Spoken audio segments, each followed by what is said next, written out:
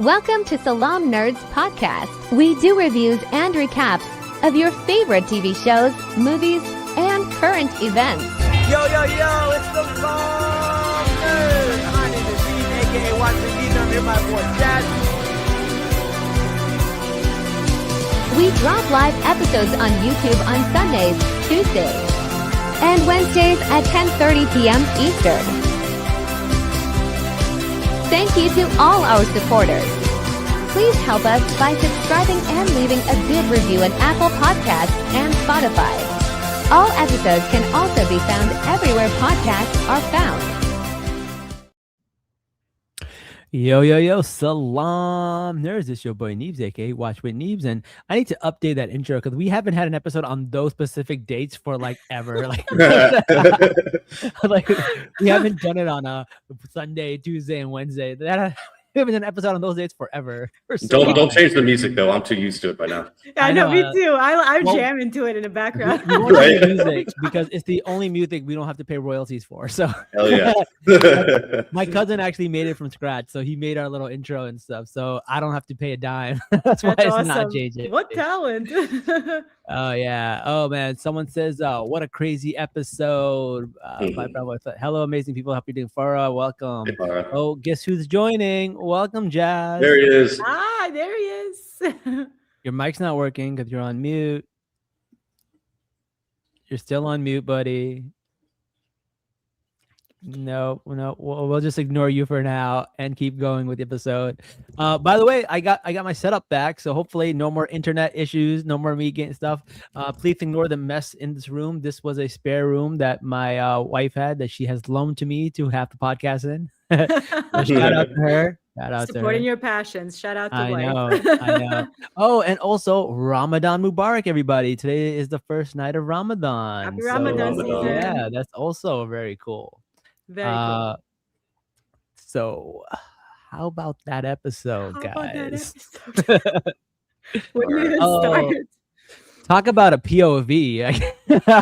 Literally, like straight through the helmet. That was the craziest shot I've seen in a long time. This episode makes me so claustrophobic for battle, and it's so crazy. Like I haven't seen an episode like that or like cinematography like that since like Saving Private Ryan or something, right? Like it's really crazy the way they did it. I think that's my favorite part of it. Richard, Lady Dragon, JJ, what about you guys? I read actually somewhere that Ira Parker, the showrunner, utilized the weather elements, the fog and the mud, to kind of cover up some things that could be considered like mistakes or lack of continuity in some of the fights. So I think that was such a creative and clever way to do that bloody sequence and sort of like immerse us into the grittiness of it all, while simultaneously accommodating not a high budget for this series. So yeah, that's what happens when you get creative. So yeah, visually it was quite gritty and daunting and claustrophobic. Yeah. Like you said, it created like that claustrophobic effect, and in that it stays very true to the text, because his visor is so small and he can't really see too much. And with 7-on-7, there's so much going around. Like you never know when someone's going to bump into you or when you're just going to get a shot, out of nowhere. So on top of, just being, kind of claustrophobic, it's terrifying that like, it's almost like fighting in the dark, but there's light outside, but it's just so foggy that you can't tell what's going on. And even as the viewer, we can't really see exactly what's going on. I had to go frame by frame, during the fight scenes to find out who was doing what. Yeah, it was a mess, but in the best way. To me, it reminded me what Christopher Nolan tried to do with Batman Begins. I don't know if you remember that movie, but they had the fight with Bruce Wayne in the mud in the beginning, and the camera was shaky and stuff like that. Right. And they try to explain to me like, why was this scene so like, messy? And they're like, well, have you ever been in a fight? Like that's how it feels. You don't know where it's coming from. You don't know what's happening. It is messy and it is claustrophobic and it is like this level of anxiety when it comes to a fight. I think this was pulled off way better than it was in Batman Begins, but it was so like, it almost felt like a ride you were in. You're like, where is this taking us? And I think Richard mentioned earlier, the visors, that visor being so small, I was like, that cannot be a good thing. But then you find out like it literally saved them at one point. It's crazy how it all kind of like came together. I thought it was really cool. Without Steely Pate's armor, and Dunk would have been gone the first joust. Would have been gone. One of the things that again, everything in the novellas is from like Dunk's perspective, and that should always stay on him. That's why like you don't get to see a lot of the actual fights between the other knights amongst themselves, only like glimpses and pieces, because everything is like through his perspective. And I think my favorite part about the whole battle was how heavy everything felt. Like you never see armor feel heavy on these fighters. Everything looks kind of like they're just like casually walking around them. He felt heavy on him, and even on Arion when he's moving around, it feels clunky. It feels very like, I don't know how to explain it. So I really enjoyed that aspect, and also the skill level between Arion and Dunk. We're in mourning, Garrett. That's one of my friends commenting. But yeah, we're in mourning for Baylor the Based right now. So yes. Someone commented on Richard's tie and is in mourning. He's wearing a black. I think I'm gonna have a few of my friends be hopping in and out of the chat. So be ready for anything. Love to see it. How about when they started off? We just see people just throwing up. Oh yeah. No, Green boys. So it is so nerve-wracking. You know, you got to imagine, everyone there, at least besides those two, everyone there has been in a fight where they thought, potentially you could die. Yeah. And this is the first time, especially for Raymond. Well, Raymond and Dunk. Dunk never got that chance, to go and at least, try the list a couple of times before, any of this stuff happened. And, all they're thinking, and in the text, he mentions just, oh God, I don't know what to do, like I'm gonna fail, and then Thunder basically takes over for him. Yeah. But the novellas being in Dunk's POV, and then getting, in the show, we get to see the little training montage with Egg. That it was Egg's that little, I don't want to call it annoying because I love Egg, but that piercing voice, piercing through the crowd and everything like that, really actually ended up paying dividends. So shout out. Yes, it did. Yes, he did. That's perfectly put. Like that's a perfect character payoff for the screeching and the yelling. Like he saved his life probably in that second before that got twice. So every one of his boys saved him at least once. And I could go through the fight and tell you each time, but as we talk, I'll let you know when certain things happen. When Egg was like screaming, "Get up, get up!" It's already a meme now. It's already a thing. It's one of the things like sound. So in Ramadan you have to wake up for suhoor, which is like when you wake up early in the morning. I think I found my new alarm clock. Get up, sir. Yeah. Get up.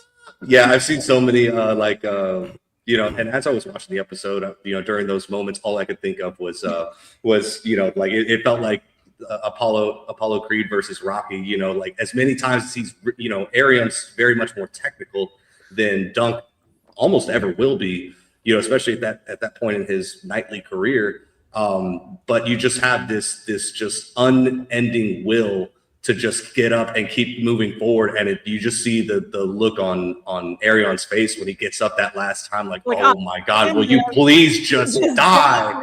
And, it felt like Rocky versus Apollo because Apollo just keeps pummeling him and, breaking his face. And this dude just will not quit.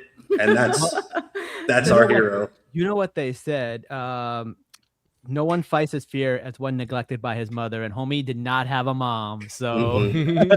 Oh yeah, there's so many mother references, and I think that actual line was really done. The episode was called "In the Name of the Mother," which is you're right. I think it was a stab at Baylor, to be honest, but then it ended up being like a double entendre, triple entendre, by the end of it. The noble lords do not like the Dornish at the court. That was definitely a jab at the Dornish for sure. That's true. What are your thoughts about the back and forth between Egg and Duncan, where he goes like, "You best be here when I get back. Rob me and I'll hunt you down." I thought that was a sweet moment. Cute little callback to that. I think second episode when I'll hunt you down with dogs. You don't have dogs because I get some. It was at that point like the whole episode is like, go find your family. I think at that moment that was like they've been like a little family unit for the whole time, but this was like it. Like you wait for me when I come back. Like. I was crying the whole time. And he's basically confirming to Egg that like, hey, like you better be back here when I get back. Like you are my squire. Like there's no ill feelings. Like clearly he's nervous and like he's can't really find the right word, so he has to kind of go back to what he's comfortable with, which is threatening his squire with clout in the ear. It's their way of saying, it's like a cute little way of saying goodbye, but not actually. Absolutely. Yeah. Which Yeah, in the military, we tell each other to F off all the time, or, we make the most terrible jokes towards each other, but it's out of a sense of love and stuff like that. So break a leg type of thing. Yeah. That's their form of communication. So exactly. It was very cute. When like the lance is so big, like versus how small Dexter Salansel is, it's so jarring to just see him carrying that thing, but it's very cute. Like the practice early in the season really like paid off in that moment. Speaking of the lance, I love the way it just explodes when they have like the connections and stuff. It is so cool looking. Yeah. It makes me want to go to medieval times and watch like a real joust. Me too. I really want to do that. No, thank you. Oh no! I'll stay in the crowd. Exactly, I'll stay in the crowd, further out. Oh no, that's what I meant too. I meant in the crowd and observer. No one wants to be on that field. Oh God, no!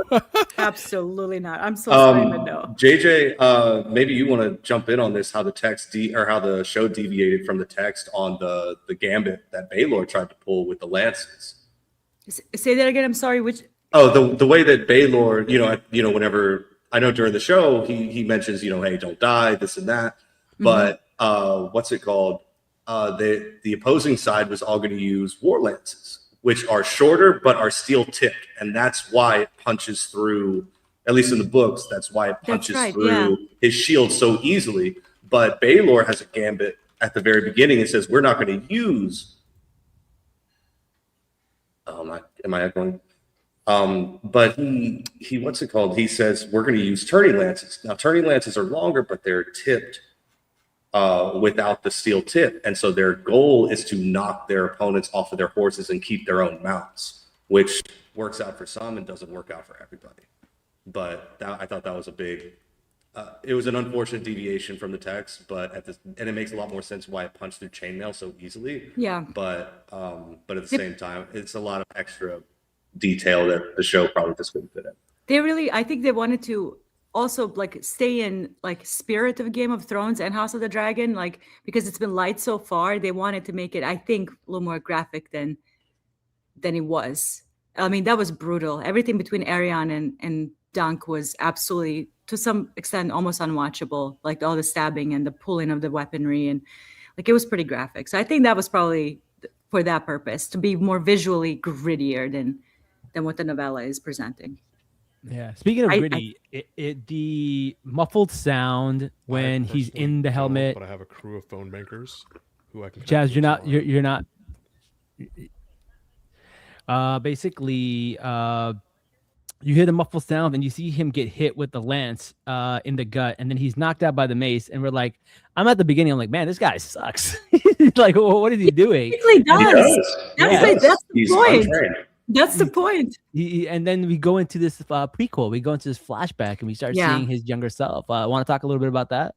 So that was one of the scenes that drew most criticism, which I personally don't agree with. People thought it broke pacing of the fight. Like they took you out just as it started.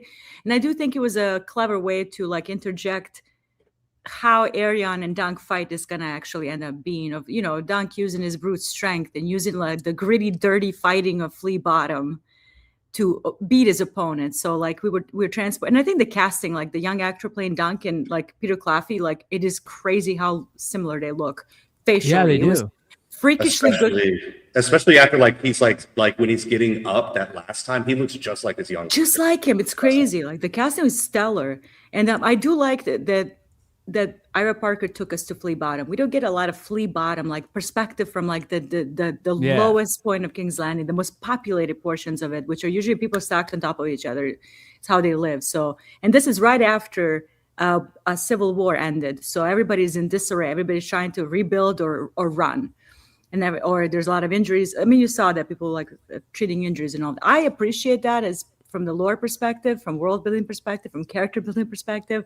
So, and I think he kind of contextualizes Dunk's ultimate victory over Arion, the way he fights, because even when two of them are fighting, Arion is clearly skilled. Like this is why I'll never get on board that Arion did not want to fight Dunk on one-on-one. He was kicking his ass the whole time. Yeah. Because he's trained by best maester, by best men at arms in the entire kingdom. He's a prince, so he has access to best weapons, to best armors, to best trainers, to best amenities. So like, and you could tell, like even like the choreography, the way he's fighting and swinging the mace and swinging his sword, like it's definitely choreographed. Versus Dank, who's just quite literally throwing shit at the wall, hoping it lands somewhere where it can harm his opponent.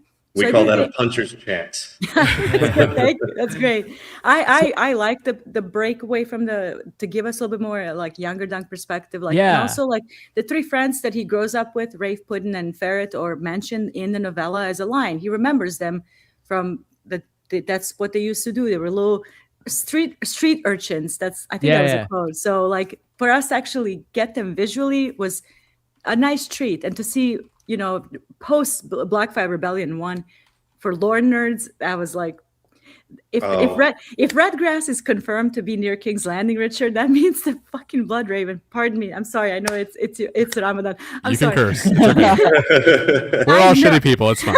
Okay, good. I know that blind albino evil mother effer is watching through the windows. Of course. Initially, the whole time. Oh yeah, he's like looking out the window every now and then. Just I did that. Every time he sees through that field, he remembers Daemon and the twins. It's like I'm joking in that right now. I thought it was a really good. I thought it was a really good like note how they basically, like when they were trying to get their passage to go across, and they were like, yeah, price is doubled, and then in the background you see all of those other people wanting passages, but they've got like bloody heads and stuff like that. And I mean, JJ, I'm sure JJ, everybody who's a lore knower will confirm that like those are Blackfire supporters who would like before all like the real hammer starts coming down, and justice starts getting dispensed, they want their passage across. They want to get out. They want to get out. That's a good point.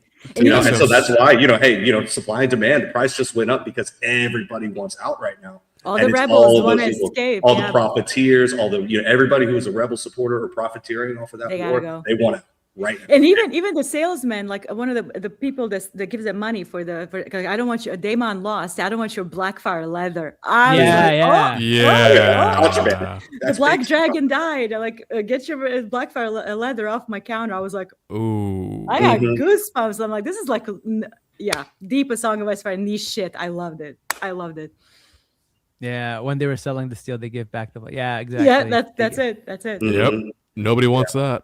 Yeah, you can't. You can only rehammer leather so many times before it just won't hold its shape anymore. But metal, horseshoes are just horseshoes. And and I want to add one more thing to flashback, because I think it's important. Sir Arlen of Pennytree goes berserk. He's drunk the whole time, and the way he fights is quite dirty. It's unrefined. You can tell he's a hedge knight. So like it contextualizes everything Dunk will eventually do once he rises up and finally faces Arion. Yeah. The way they fight is extremely dirty. Like, I don't want to say dirty fighting. You know what I mean? Like, just like unpolished is what I'm trying to say. So he kind of played Arlen's style played into how Dunk was able to for any D&D nerds, they both definitely took the Tavern Brawler feat.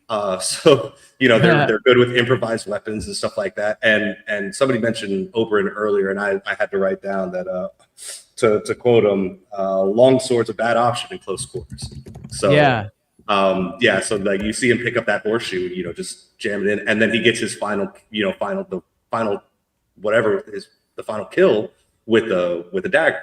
So the short sword really didn't do much except for that one first guy.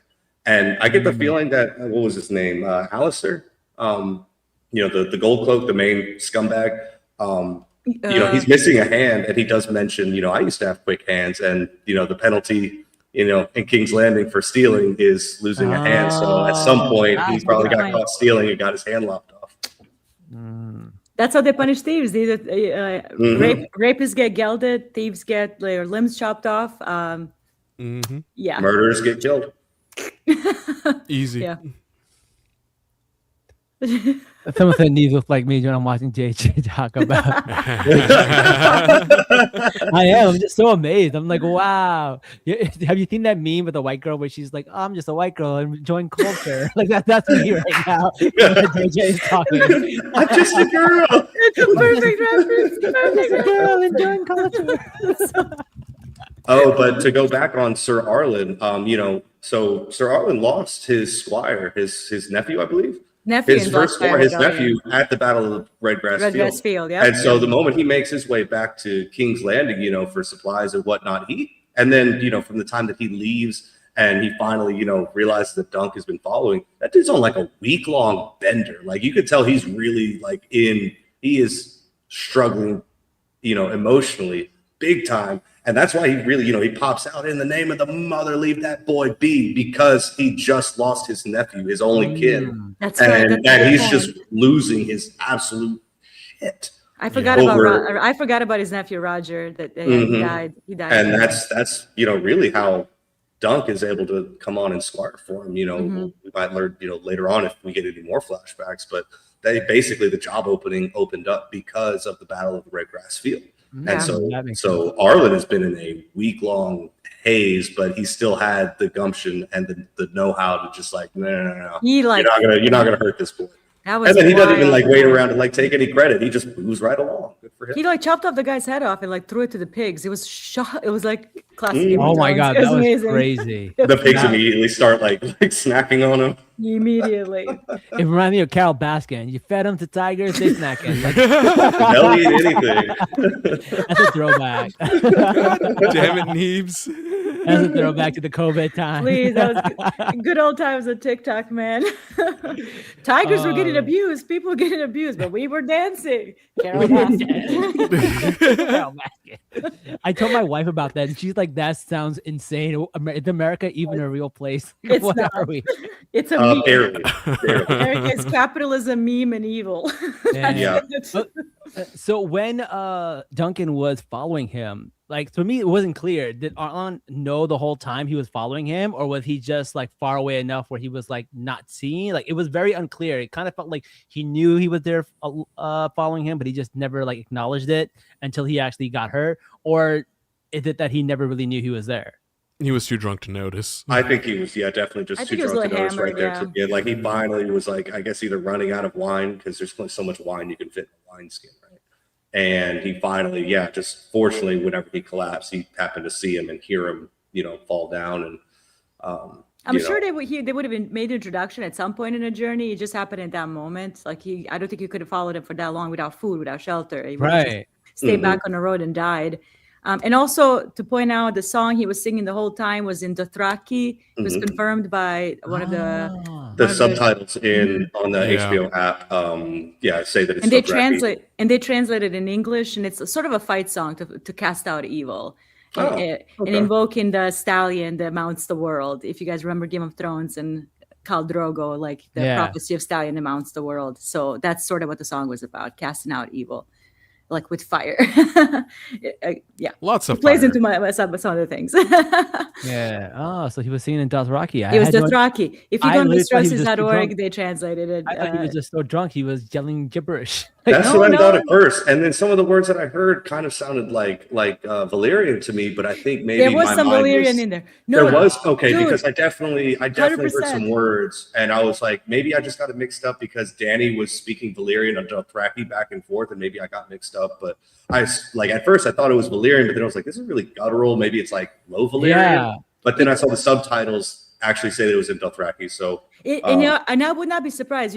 That's a good call about Valyrian. I mean, they've ruled the Essos for the most part. A lot of it, their language integrated with so many of the other languages that were native to the Essos. The cultures.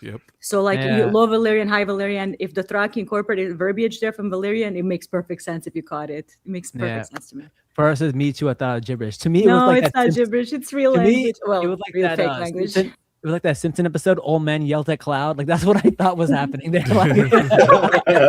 Drunk old man yells at cloud. This is so funny. Yeah.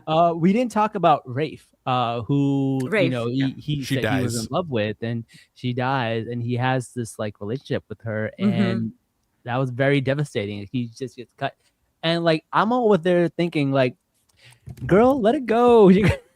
She's doing too much. I knew she was gonna get killed. She was pushing it quite a bit. But again, these are rough kids. They grew up rough. Yeah.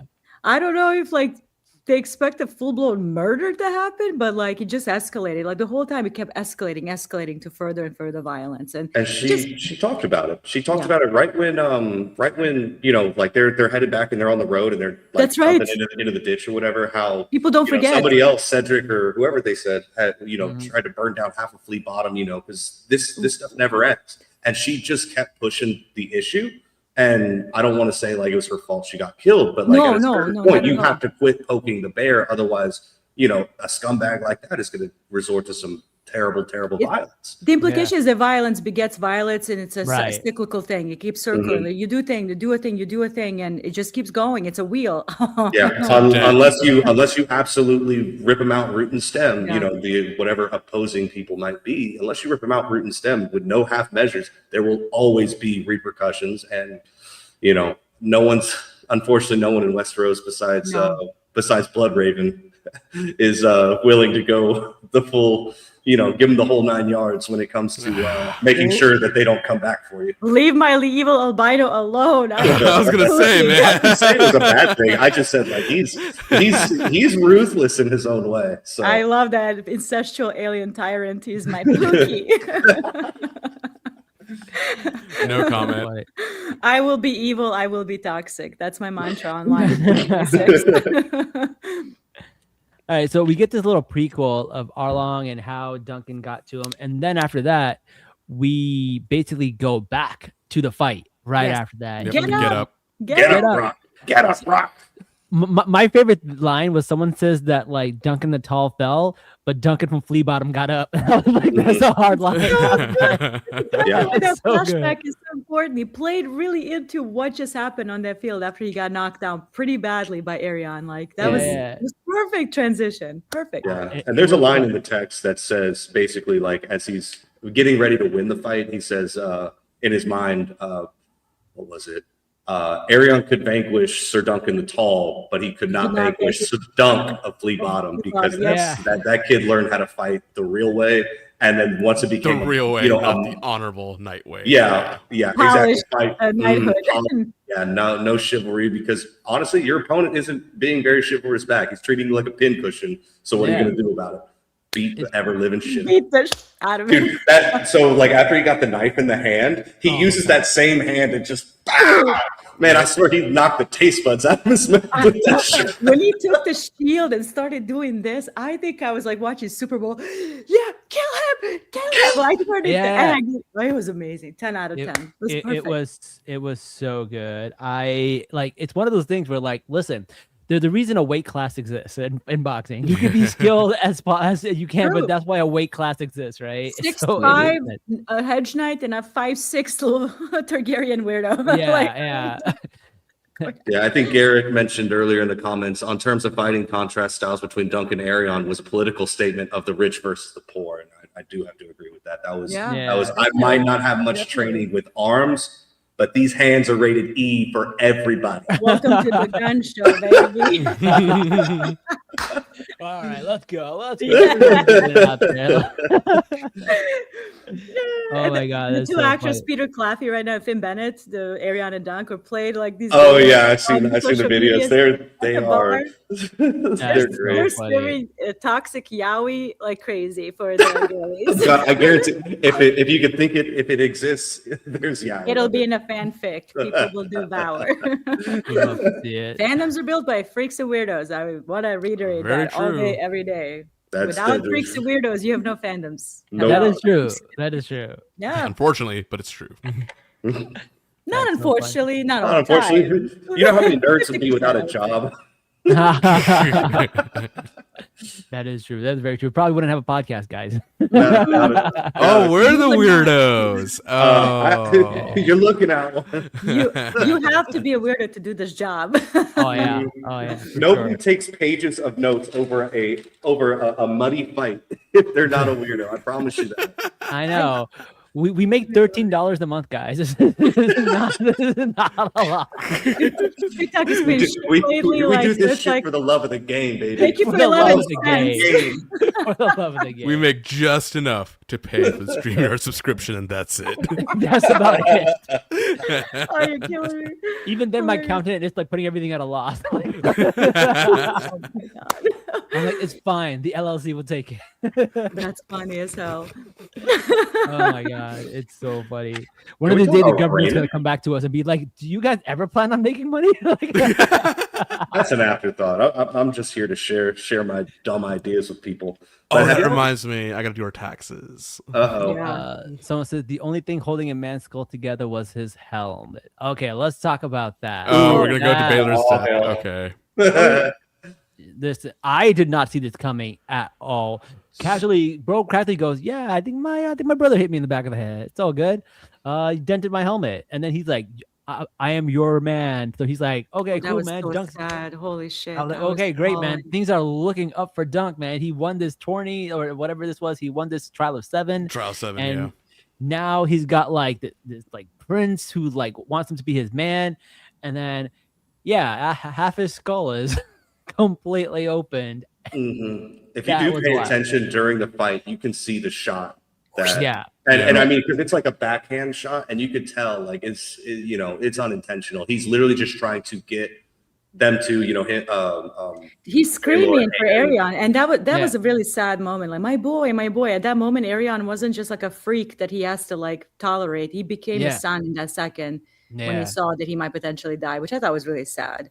Mhm. I saw this theory. When he was screaming that, he swung the mace, and you could see Yeah. it. If you slow down the scene, he hits Baylor right in the back of the head. Mhm. And I do like that.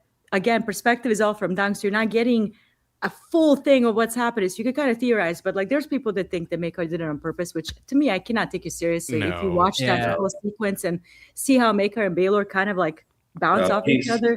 He's Yeah. swinging for the fences to try and get Get to- what's it called, Lionel and Baylor off of him, so that way he can go and come to That's Dunk. it. Well, the theory is, sorry, know, sorry.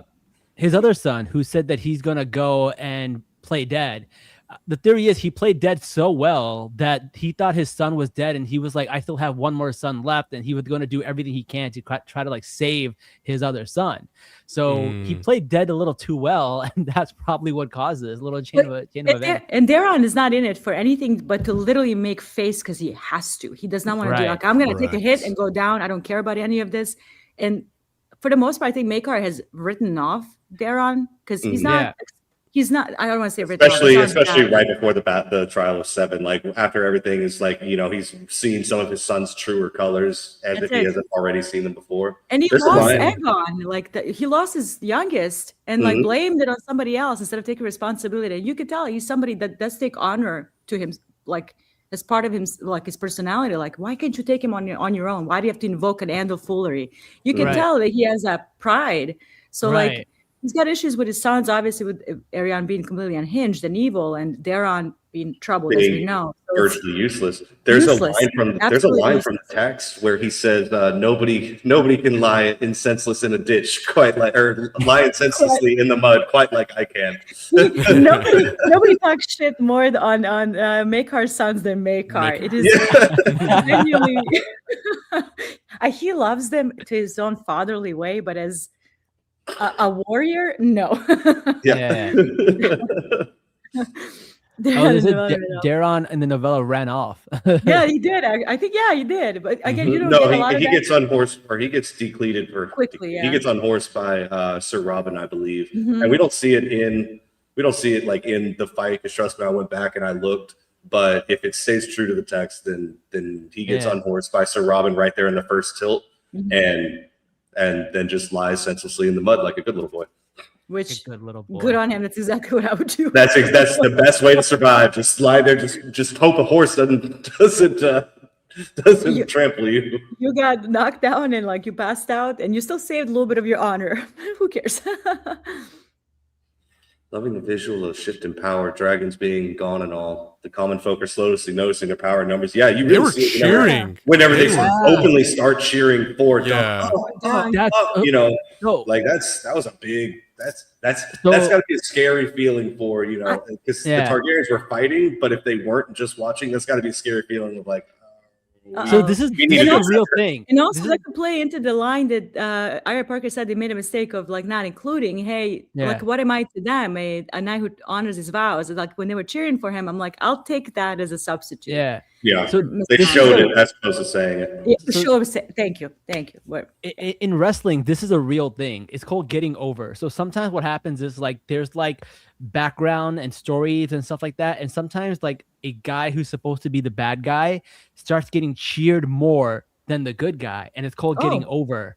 And it becomes so and then it becomes to a point where sometimes they have to finish and change the finish of the match mid-match, like who's going to win, who's going to lose. So one of the most famous ones of this is The Rock versus Hulk Hogan. Before Hulk Hogan's like all that racist stuff came out, The Rock was supposed to it was supposed to be like a match where like The Rock is going to beat Hulk Hogan, and it's going to be like kind of like passing of the torch kind of thing. But Hogan hadn't been wrestling for so many years that like when the crowd saw him after so many years, they were cheering for him more than the good guy, more than the babyface, even though Hulk was the bad guy in that scenario, to the point where they had to change the fight mid-fight in the story. So this is called getting over. So when someone's getting over mid-fight, that's kind of like exactly what happened here, where like everyone started cheering for Dunk, and he was so over to the point where like he has all the momentum. It was really crazy to see that in a show. Shout out to Red for being the first one to just, come on. She broke the ice for him. Like she kind of like showed that it was okay to root for the small guy, or not the small guy, the lower guy. Yeah, that's it. Because she's looking around like anybody, and she broke the ice. And Sir Manfred, like, look, I don't know if you saw that. The woman, if you don't.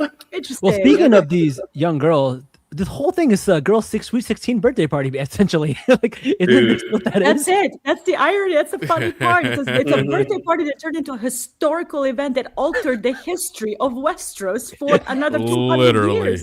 Somebody remind me in 16 years when my brother just had a daughter. Remind me when she turns sweet 16. We're gonna go watch some gratuitous violence. Was her birthday on Sunday? I never mind. Richard, we're gonna reenact it. Okay. You know what? We have George R. Martin saying that he turned in 12 to 13 outlines for the other Duncan Egg novellas. We might actually live to see that when we're making a show. No one brought cake and pretzels. No, we just brought violence. That's so funny. It's like, you remember that show, like MTV Sweet 16? It's like medieval TV. Like, this is basically that TV of their time. Sunday, trial of 7. Get ready for blood. Once in a lifetime historical event happening at your 16th birthday. Tune in. Dude, that's gotta be a tale like forever. Just like they're like telling like her like handmaidens later on, like, you know, I was front row for that. That was my birthday, dude. He's going into the song. Someone says never invite a Targaryen to a birthday party. Fire and blood. Fire and blood, baby. You know what? Let's light this candle. Let's go. What is it? Is that Homelander? Homelander, yeah. Let's light this candle. Every Targaryen is basically Homelander coded to me. Like, that's what I feel like. They're just That's crazy. pretty accurate, actually. Yeah. I'll disagree, but let's move on. I say most. But bro, shout out Raymond, dude. That dude saves Dunk twice in that fight, and then is the first one to like help him up. Yep. So the first time I believe Steely Pate picked him up, and then Raymond rushed over to carry him on the field. Yeah. So yeah, right when the knife goes through his hand, that the knight who comes by swinging his sword and knocks Arion off of him, that's Raymond first of all. No way. Then, oh yeah, if you look back, it's not the helm that I was able to catch. It was the horse and the lack of plate mail, or I'm sorry, not plate mail, but plate. On his body, and then he runs into Arion again with his horse when he separates them two whenever Dunk takes his helmet off, and he's just kind of like swinging around or whatever. He comes running through again, and then the third time, not the third time he did it, but then there's a moment where a Kingsguard is backed into and pushes Arion over. That's Lionel. That's Lionel going one-on-one. Is it with Lionel? Kings. Yeah, I need It to is. like pause all these frames. I had to pause, and I up- caught just enough of his antler Helm. helm.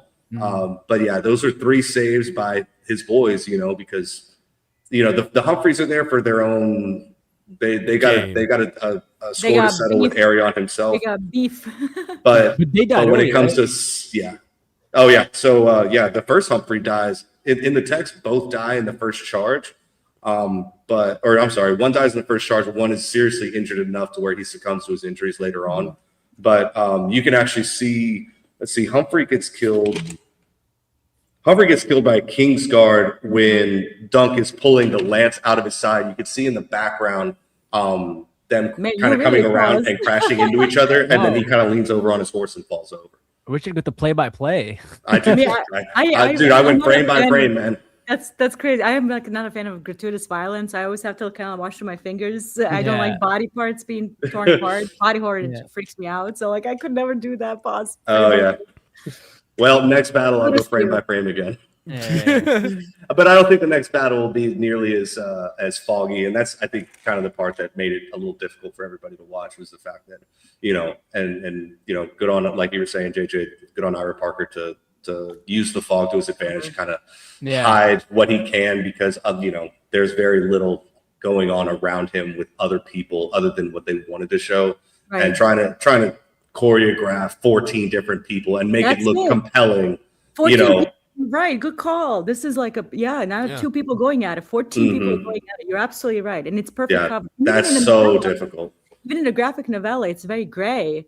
It's foggy because again, the weather elements and like the elements themselves are a huge part of the storytelling. You have the bright open skies and the shooting stars and rain, and even like if you saw like the official photos for next episode, don't watch the trailer if you don't want to watch for the finale. But there is a shot of sunshine peeking through the trees at Duncan.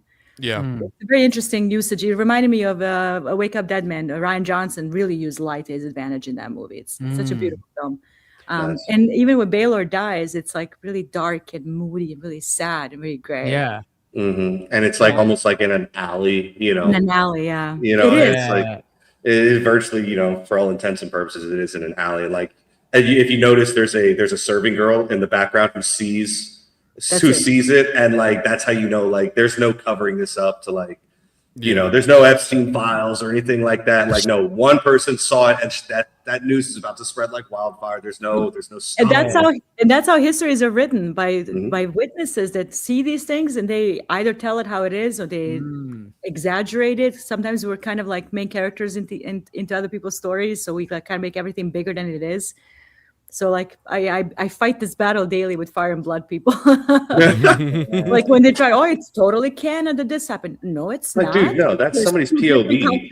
Statements to this thing. Like, what are you talking about? Like, That was great. What about the part where we see that Arion says yield, and Duncan's like, no. He grabbed him by his ankle, dragged him all the way to the front, and picks him up and goes, now say yield. He's like, I'm not gonna let you get away with this. I thought that was so funny. That was good foresight. I loved it because like Arion's gonna be the guy who's gonna play a trick, right? Like he yields, walks away, something gets back up and stabs him in the back. Like I am so glad he forced him to publicly say, I withdraw my accusation. We're done here. Yeah. That's the only way that it ends without actually, killing. In the text, it says it like he's like basically just wants to pop an eye out, Oberyn style. But that's when he's like, no, that wouldn't be very chivalrous. And then he drags him over to the lords. And let them say it loud. No, it was say it with your chest. Say it with your chest. That way it can't be questioned. No one can write a history line in a book saying questioning it. Like too many lords were there. They all everybody saw heard what it. happened. No, you don't want that ambiguous stuff. You don't need that. You need that like you need a hole in your head. Speaking of which, go back. Pretty much, no.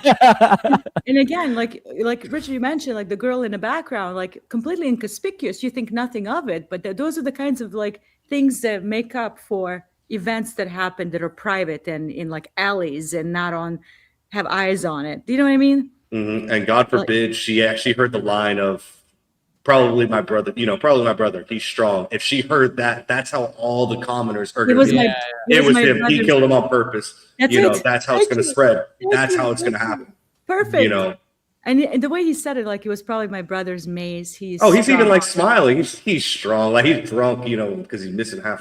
He's done. Yeah. Dead man walking. But like you could even see like in that moment he knew it wasn't intentional. Like he's like, my brother knocked me in the head pretty hard.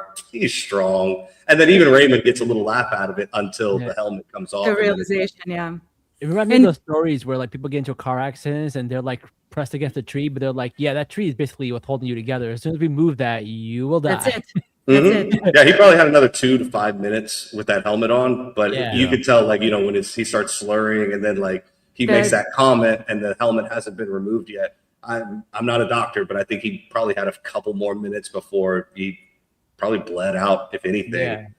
But he last words were he's strong. It was about his brother. I was just fucking crying. Like George R. Martin cannot help but like escape some of the nihilistic accusations that some of his good guys always end up dying, which ends up being so true in a lot of these cases. Like I am praying for Brienne and Sir Davos right now. I'm so scared for them. Like I don't think I talk about this all the time. He's not a nihilist, but he can't escape that sometimes, that accusation, because Baylor is an objectively good man. Even Bertie Carvel understands the character when he hears him talk about him. And obviously George Martin likes the character. He gave him such a, I don't know, glory or a farming type of a entry and everything. Like he likes the character. He's like Oberyn Martell, same way. Like they offer to do a good thing, like seemingly, and they both die. No good deed goes unpunished. No good deed goes unpunished. So essentially, like being a good person will not protect you in Westeros. No, if anything, it just exposes you way more than you need to. And that world is too harsh and deadly for you to, like Dunk said, where I came up, where I grew up, you learn to not stick out, because when you stick out, you die.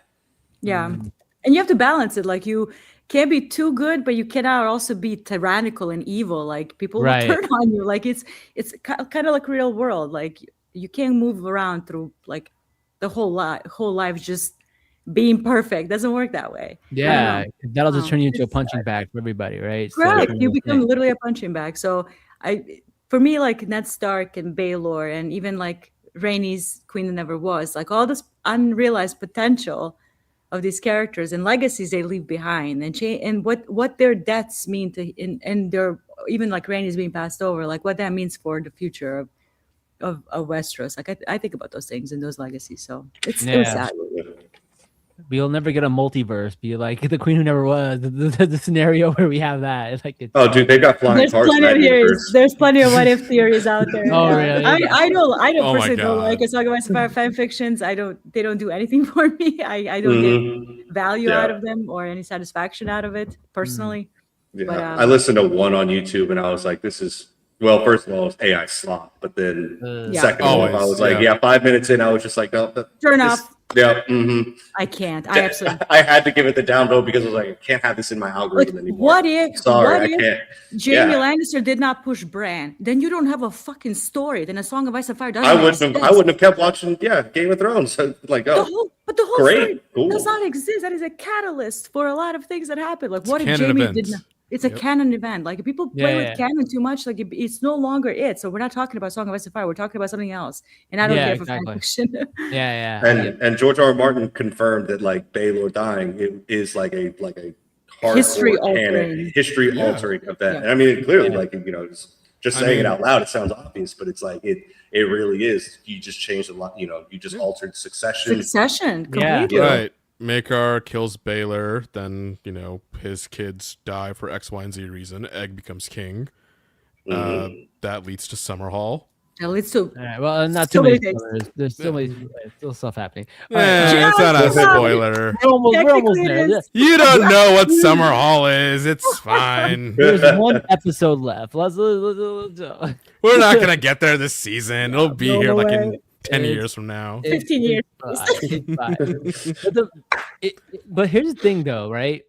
they're 30-minute episodes. There's only 6 of them. I have never seen that work. This is the first time I've ever seen that work. Disney does it all the time, and it's trash. Even the shows I like, it's like you feel like something is still missing.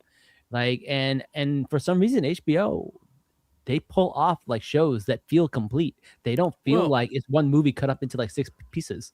The novella was like 100 pages. It wasn't that big to begin with. So like, but also this is crucial. I think not only is the novella this big, it's singular perspective. Once you start diverging and branching out to other characters, that becomes a whole different thing. But this is solely from Dunk's perspective, which is why third episode, I'm sorry, the Squire is unique. Because we get a bit of just Egg and the horse, but we needed that because it showed why this horse took off, and it's a small little nugget of like perspective for him, and he works here. They didn't like go into the whole lore of it, which is why they really kept it contained. And again, I had always hoped that they would focus on Dunk's perspective because these novellas are strictly from what he is experiencing. So, and I think that's why the show works, is it's not branching out. Yeah, and if you count up the amount of time screen time that you get with Dunk, and then you weigh it against one season of screen time that you get from Jon Snow or from Daenerys or whatever, you get way more screen time of Dunk, and that's why it feels more complete, because we're not jumping all around Westeros and stuff like that. We're just in one guy, just a simple one man event, just trying to make it through. Was 5-7 days, a week-long event at one location from one perspective. You're going to have a very self-contained story. They can either be a 6-episode, 30-minute show or 3-hour movie. Yeah. Like when you think about it. Are we going to see the girl who caused all this again? Is she going to come back anytime? Like she's a catalyst. She did. Oh, Tanzel? Yeah, and she goes. Tanzel? Tanzel has moved to Dorne. There is a novella that's written in Dorne, but it's not published yet. So we shall see, but it's possible. I'm not going to say no, but it's possible. We're hoping. We're hoping. I'm calling it. She's dead. Come on. Come on, Jazz. She's got a sister, Tanzel, or whatever. Jazz, I gotta ask. Somebody shit in your cereal this morning. Yeah, who hurt you, bro? It's the first day of early voting. Okay, it's been a long day. You sure not for Valentine's Day was this weekend? I have my I voted sticker on. Do you know what I went through today? Oh, God. I take it back. You're My man had to fight 4 people with his bare hands today. You are not wrong. I actually had to break up 2 fights today. Talk about a trial of 7. He's going through his own trial of 7 with the. I know. Oh my God. Truly the defender of democracy. All right. Before we wrap up, anything else we didn't get a chance to talk about? Baylor's helmet is not his own, which is probably why it didn't fit right. It didn't like protect him correctly because it's his son's, which makes it even sadder. Oh, yeah. That is sad. That hurts. That really hurts knowing that. And as somebody who played football with the wrong size helmet for 2 weeks and instantly got a concussion. I remember that. That was 7th grade. I remember this. That was my first concussion. I got my second one in high school later on. But Christ, dude. Well, that guy went to the NFL, so Yeah, no, Richard and I played at Sugarland Middle. We were playing football together because I was wearing a helmet that didn't fit me, and that rattling will definitely. I mean, I didn't take a mace to the head, but I might as well have, I say. But yeah, no, ill-fitting helmet, ill-fitting armor is absolute detriment to your survival rate. Yeah. And not to mention, I just want to real quick, Duncan is not wearing plate. He has his gorget, but he doesn't have plate. And all those like little stabs or whatever would have been completely useless if he was just wearing plate. So to go back on like the discrepancy between the rich and the poor, Raymond was lucky that, even though he's got like kind of like a plate kind of mix going on, he could have been just as vulnerable, to getting hurt. Obviously, you have expertise in weaponry and like all that. Like the chainmail, what does it do then? If it'll allow chainmail is to stop slashing, typically, but piercing, as long as you have a good broadsword or a really sharp dagger, it will go through. And that's why in the novella, when the accusing team has the war lances, they're tipped with spear tips. And that's why it drives through so easily. It'll even drive through plate if you're going hard enough on a war horse. At least I think so. My personal assumed knowledge. But they're I think we might get We that have one next more episode. We have We one still have more one more episode. We have one more And when episode. we didn't get that, I had a strong feeling that because in the For the you know. people on Spotify and Apple Podcasts, Farah said we didn't get a green apple moment. Yeah, And we'll get I think that might be coming. It was- JJ knows, but I have a strong feeling it's coming. I'm not gonna say if it's not, but like this episode ended intentionally without Mhm. everybody else Yeah. Getting their wrap up. quipping about what happened. Like I think that would have been taken off the. I think that would have taken the seriousness out of the. Oh, the absolutely, episode if yeah. They were quipping about the green apple. Someone say JJ, blink if we blink. will. No spoilers on here, guys. We're trying to keep it right. All right. Before we go, any last thoughts? This I'm was one excited. of the greatest Game of Thrones live action HBO adaptations of this universe, I in my agree. opinion. Like Reigns of Castamere, The Red Wedding was great. A lot of the season 1s and 2 and 3 were great in Game of Thrones. House of the Dragon, the Rook's Rest battle was amazing. This is top Up there. 5 Yep. up there. Mhm. I did not Incredible. expect Top 5, argue with a wall. At this Argue point. with the thank you. Thank you. Yeah. R.I.P. Baylor. He puts the Bay in Baylor. Baylor the based. I'm gonna go cry. I'm sorry, I'm gonna cry again. My prince is gone. We got some real cool comments in the comment. Thank you everybody for joining us. 9.8? No shit. Oh, sorry. Nine- Wow. Wow. No, that's a good score. That's That's crazy. appropriate. That's Is it- insane. Is the Ozymandias still number 1?